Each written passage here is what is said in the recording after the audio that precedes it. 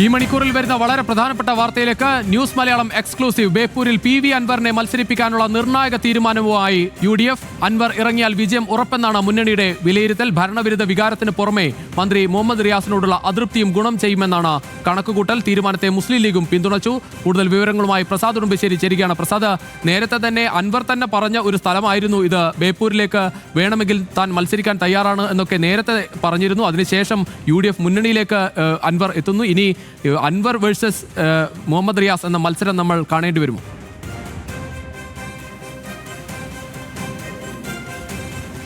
രുചിഷ്, PV അൻവറിനെ ബേപ്പൂരിൽ മത്സരിപ്പിച്ചാൽ അത് UDFന് വലിയൊരു വിജയസാധ്യതയുണ്ട് എന്നൊരു വിലയിരുത്തലിലേക്കാണ് ഇപ്പോൾ വരുന്നത്. അതിൻ്റെ കാരണങ്ങൾ ഈ പറയുന്നതാണ്. ഒന്ന്, അൻവർ മുഹമ്മദ് റിയാസ് എന്നൊരു മത്സരം വരുന്നതോടുകൂടി തന്നെ സംസ്ഥാനത്ത് ശ്രദ്ധ കിട്ടുന്ന ഒരു പ്രധാനപ്പെട്ട മണ്ഡലമായി ബേപ്പൂർ മാറും. സാധാരണഗതിയിൽ ഇത് CPMന് വലിയ മേൽക്കോയ്മയുള്ള ഒരു മണ്ഡലമാണ്. 1980 ശേഷം അവിടെ കോൺഗ്രസിന്റെ സ്ഥാനാർത്ഥി വിജയിച്ചിട്ടില്ല. തുടർച്ചയായി CPM സ്ഥാനാർത്ഥികൾ തന്നെയാണ് വിജയിക്കുന്നത്. പക്ഷേ കഴിഞ്ഞ ലോക്സഭാ തെരഞ്ഞെടുപ്പിൽ MK രാഘവൻ മത്സരിച്ച സമയത്ത്, MK രാഘവനും എളമരം കരീമും മത്സരിച്ച സമയത്ത് അവിടെ വലിയ ഭൂരിപക്ഷം UDFന് ലഭിച്ചിരുന്നു. ഏറെക്കുറെ 19,561 വോട്ടിന്റെ ഭൂരിപക്ഷമാണ് കഴിഞ്ഞ ലോക്സഭാ തെരഞ്ഞെടുപ്പിൽ ബേപ്പൂർ മണ്ഡലത്തിൽ നിന്ന് മാത്രം ലഭിച്ചത്.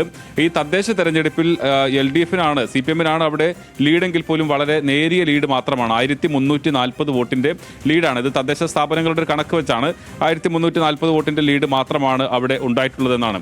അത് മാത്രമല്ല, അവിടെ PV അൻവർ വരുന്നത് കൂടി തന്നെ CPMനകത്ത് ഒരു അതൃപ്തർ ഉണ്ട് എന്നുള്ളതാണ്. ഇപ്പോൾ നമുക്കറിയാം, കോഴിക്കോട് കോർപ്പറേഷനിൽ മേയർ സ്ഥാനാർത്ഥിയായിട്ടുള്ള മുസാഫർ അഹമ്മദിന്റെ തോൽവിക്ക് പോലും ഈ മുഹമ്മദ് റിയാസിനോടുള്ള ഒരു അതൃപ്തി കൂടി കാരണമായിട്ടുണ്ട് എന്നുള്ളൊരു വിലയിരുത്തൽ പാർട്ടിക്കുണ്ട്. അപ്പോൾ മുഹമ്മദ് റിയാസിനോട് അതൃപ്തിയുള്ള ഒരു വിഭാഗം CPMനകത്തുണ്ട്.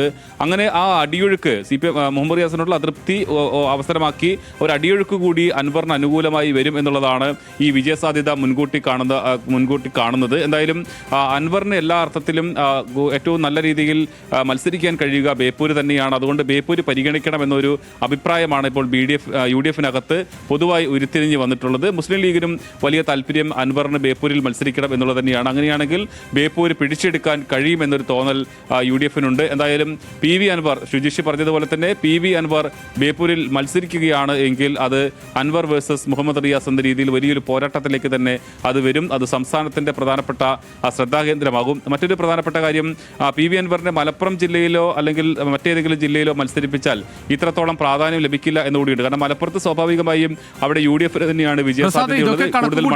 ഈ കോൺഗ്രസ് 8 സീറ്റ് എന്ന് പ്രതീക്ഷിക്കുന്നതും കാരണം കോഴിക്കോട് അത് കൂടുതൽ എല്ലാ സീറ്റുകളിലും മികച്ച സ്ഥാനാർത്ഥികളെ ഇറക്കിക്കൂടി നേടാം എന്ന പ്രതീക്ഷയിലാണ് ഈ 8 സീറ്റ് നേടാമെന്ന് കോൺഗ്രസ് കണക്കൂട്ടുന്നത്.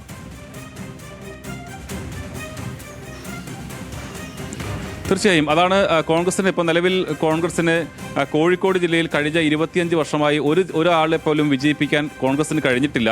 UDFന്റെ വിജയങ്ങളെല്ലാം തന്നെ മുസ്ലിം ലീഗിന്റെ അക്കൗണ്ടിലാണ് കോഴിക്കോട് ജില്ലയിലുള്ളത്. അപ്പോൾ അവർക്ക് കോഴിക്കോട് ജില്ലയിൽ നിന്നൊരു കോൺഗ്രസ് അംഗത്തെ വിജയിപ്പിക്കുക എന്നുള്ളതാണ് പ്രധാനപ്പെട്ടത്. അൻവറിനെ കൊണ്ടുവരുമ്പോൾ അത് കോൺഗ്രസ് മത്സരിക്കുന്ന മറ്റ് മണ്ഡലങ്ങളിൽ, അൻവർ തൃണമൂൽ കോൺഗ്രസിന്റെ ഭാഗമായാണ് മത്സരിക്കുന്നതിൽ പോലും കോൺഗ്രസ് മത്സരിക്കുന്ന മറ്റ് മണ്ഡലങ്ങളിൽ കൂടി അതിന് ഗുണം ചെയ്യുമെന്നൊരു വിലയിരുത്തൽ കോൺഗ്രസിനുണ്ട്. എന്തായാലും അതുതന്നെയാണ് ഈ ബേപ്പൂരിൽ അവിടെ കഴിഞ്ഞ ദിവസങ്ങളെല്ലാം കോൺഗ്രസ് ആണ് മത്സരിച്ചത്. അപ്പോൾ അത് അൻവറിന് കൊടുക്കുന്നു.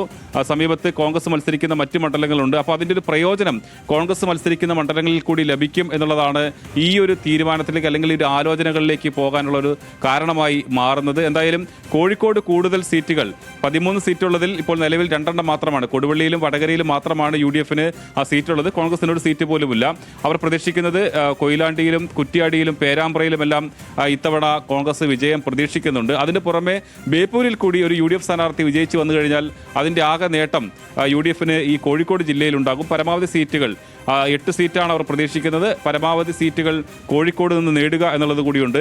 മറ്റൊരു പ്രധാനപ്പെട്ട കാര്യം, മുഹമ്മദ് റിയാസിന് ഇപ്പോൾ ഭരണവിരുദ്ധ വികാരം ഏതെങ്കിലും തരത്തിൽ ബാധിക്കുകയാണെങ്കിൽ അത് സംസ്ഥാനത്തൊട്ടാകെ എല്ലാ LDFന്റെ സ്ഥാനാർത്ഥികൾക്കും ഉണ്ടാകും. പക്ഷേ അതിന് പുറമെ മുഹമ്മദ് റിയാസ് മുഖ്യമന്ത്രിയോടുള്ള ഏതെങ്കിലും തരത്തിലുള്ള വിരോധമുണ്ടെങ്കിൽ അത് മുഹമ്മദ് റിയാസിന് കൂടി അത് ദോഷം ചെയ്യും. അങ്ങനെ ഒരു നെഗറ്റീവ് കൂടി ഇവർ കാണുന്നുണ്ട്. അപ്പോൾ അതാണ് നേരത്തെ മുഖ്യമന്ത്രിക്കൊപ്പം നിന്ന് പ്രവർത്തിച്ച ആൾ എന്ന് മാത്രമല്ല, ഒരു കാലത്ത് സൈബർ സംഘങ്ങളുടെ ഒരു കടന്നൽ രാജ എന്നൊക്കെ വിലയിരുത്തിയ ആളാണ്. അതിനുശേഷം വന്നതിന് ശേഷം എല്ലാ വിമർശനങ്ങളും മുഖ്യമന്ത്രിയെയും മുഹമ്മദ് റിയാസിനെയും ചേർത്തുകൊണ്ടാണ് അൻവർ പറഞ്ഞതും. ഈ തെരഞ്ഞെടുപ്പിലേക്ക് വരുമ്പോൾ അൻവർ സ്ഥാനാർത്ഥിയായി വരുമ്പോൾ ആ പറഞ്ഞ കാര്യങ്ങളൊക്കെ തന്നെ കൂടുതൽ ചർച്ചയാകും എന്നത് കൂടി ഈ സ്ഥാനാർത്ഥിത്വത്തിലേക്ക് വരുമ്പോൾ മനസ്സിലാക്കാമല്ലേ?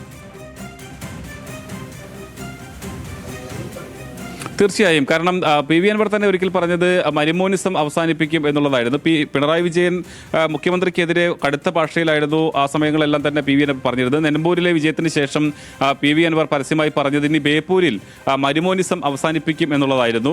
അതിന് ആ സമയത്ത് UDF ക്യാമ്പിൽ നിന്നും അതോടൊപ്പം തന്നെ അൻവറിനെ അനുകൂലിക്കുന്ന ആളുകളിൽ നിന്നും വലിയ ആവേശകരമായ പ്രതികരണമാണ് ലഭിച്ചത്. പക്ഷേ പിന്നീട് അൻവർ UDFന്റെ ഭാഗമായ സമയത്ത് വീണ്ടും അവിടുന്ന് തന്നെ നമ്മൾ മുൻപ് തന്നെ നമ്മൾ റിപ്പോർട്ട് ചെയ്തതാണ്, അവിടെ ഇത്തരം ഫ്ലക്സ് ബോർഡുകളൊക്കെ അൻവറിന് അനുകൂലമായും പ്രതികൂലമായും ബേപ്പൂർ മണ്ഡലത്തിൽ ഉയർന്നു കഴിഞ്ഞിരുന്നു.